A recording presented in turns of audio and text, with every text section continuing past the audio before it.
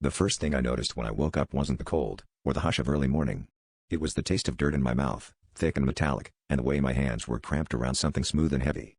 I was lying in the middle of the high school football field, barefoot and wearing only my pajamas, even though the complex had been locked up for months. I shouldn't have been able to get in. There was a tall chain-link fence topped with barbed wire all around, and I didn't have a key. But somehow, I was here, with no memory of how I'd crossed over. As I sat up, the stadium lights flickered on, one by one, painting the stands with pale orange.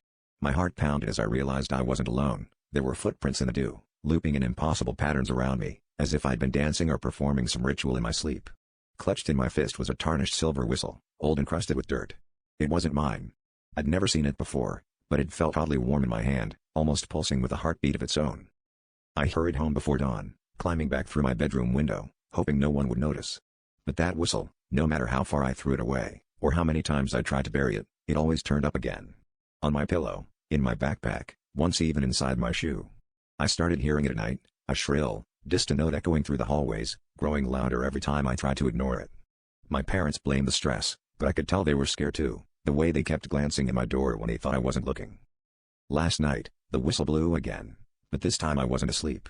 I saw figures moving outside my window, tall and thin, their eyes shining like coins in the streetlight. They beckoned, and I realized the patterns on the field matched the scars now appearing on my arms, intricate, looping shapes I couldn't explain. I'm not sure what I brought back with me that night, but it's still here, waiting for me to answer its call. If you hear whistling after dark, don't follow it. And whatever you do, don't fall asleep.